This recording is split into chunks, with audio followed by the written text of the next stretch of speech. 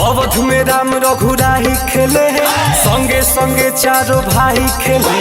अवध में राम रघुराई खेले संगे संगे चारों भाई खेले।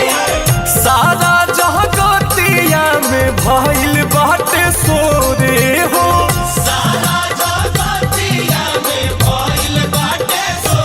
सियानी कहली आवा धावा के ओर होलिया खेले राम लाला। सियानी कहली आवा धावा के ओर होलिया खेले राम लाला। राम लाला हो घन श्याम लाला। राम लाला हो घन श्याम लाला। सियानी कलिया माधवा के ओर होलिया खेले राम लाला। सियानी कलिया माधवा के ओर होलिया खेले राम लाला।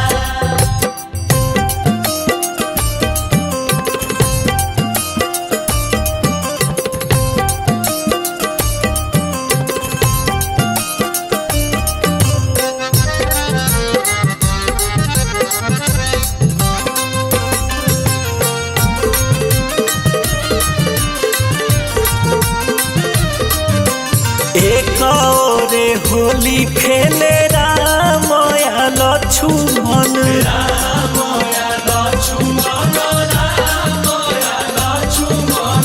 एक और होली खेले राम लक्ष्मण।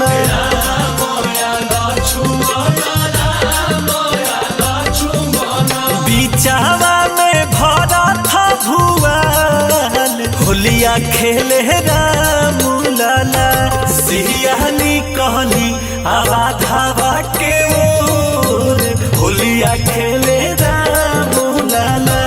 सियानी कहली आवा धावा के ओर होलिया खेले राम लाला।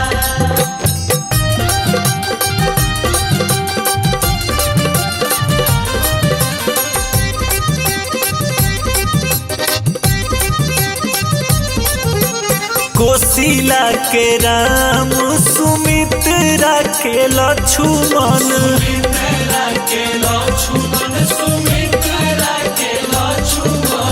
कोशिला के राम सुमित्रा के लक्ष्मण।